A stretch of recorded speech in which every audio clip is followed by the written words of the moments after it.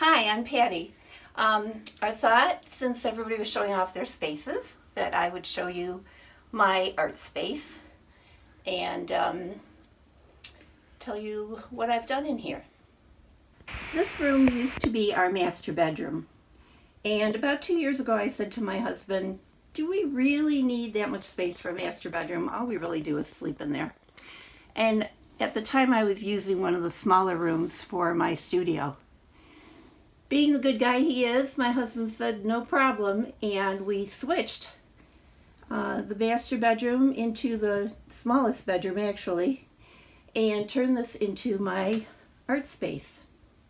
At the time that I converted this space into my art room, I was heavily into mixed media and hadn't done that much with clay yet.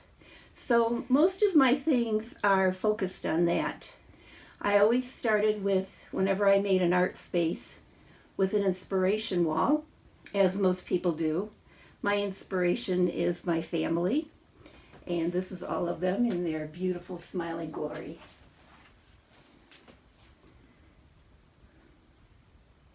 I guess this is a continuation of my inspiration wall. There is artwork from an aunt of ours.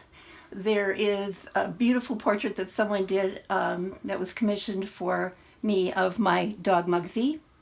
And the T-square, it belonged to my father-in-law, who was a wonderful architect. Then I also put up people's artwork that I've purchased at fairs, as well as it's a holding place for pieces that I've finished and don't have any place to put until it's time to sell.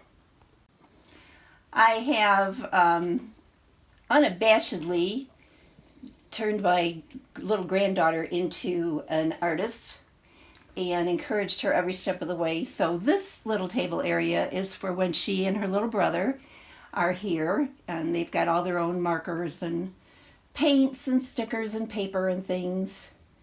And the granny bear was given to me for Christmas by my husband. I happened to deliver my first baby 3 days after Christmas.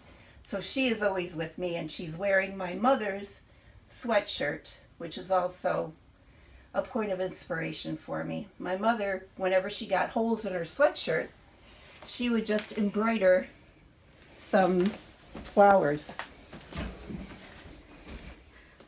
instead of throwing the sweatshirt away. This is my staging area, or at least that was the plan, but it tends to get really messy and piled up with stuff every chance I get.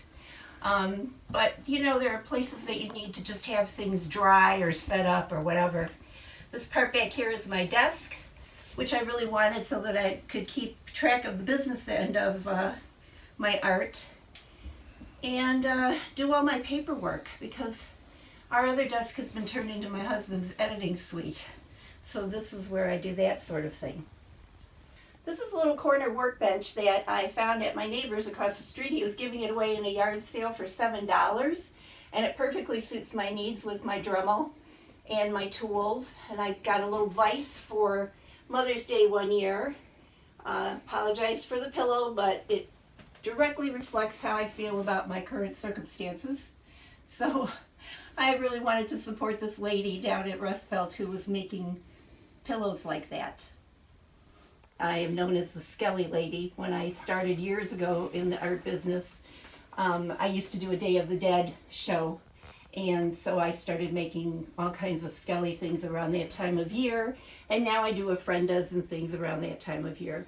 But I really am attracted to the human skeletal form, and these are some of my collection, along with my dad, who is deceased, and I have some of his ashes left that he wants sprinkled in a river in Belgium, but I have yet to figure out how to get them there because he didn't leave me a plane ticket and I'm not allowed to mail them overseas. So I always want to make sure that everybody knows that he's in there and doesn't just throw away the box. I honestly have organized these shelves many times over the years, but they just keep getting more cluttered. I even have half of my stuff packed away in a storage unit, and you couldn't tell that I did that, could you? especially once clay entered my life. It just kind of took over all the glazes and the slips and different tools that I need for clay are front and center, but I've got it down to just the things that I really need, believe it or not. So the dresser in the middle is kind of a sentimental piece. It belonged to my boys when they had a bunk bed system when they were still living at home. And then it was part of my first art room, which was in one of those bedrooms. And then it went through a fire we had, which is another story, but it was 3 weeks after I created the art room in the other bedroom. And I managed to salvage it and clean it up, and it still contains all kinds of pads of paper and stuff. The top are other pieces of art that I have collected from other people and things that typically I don't like the way they turned out of my own. And so I put them on top of that dresser because I don't know what else to do with them. I set about to find a very sturdy chair for bigger people. And I found it in a catalog. Being an artist, I'm never much of a measurement kind of person. So I just looked for the weight capacity and the fact that it said it was built for bigger people, and I ordered it. It was a very expensive chair. And when it came, I was absolutely stunned by the size of it. I feel like a queen on a throne when I sit in this chair. It's just that enormous. But this is my workspace. This is where all the magic happens. It starts out usually with a nice big area, and then after a year's worth of work, it kind of crowds into, I just have my drywall mat there. As you can see, I didn't listen to Deanna when she said don't put wet clay on the drywall and leave it there. So mine is peeling.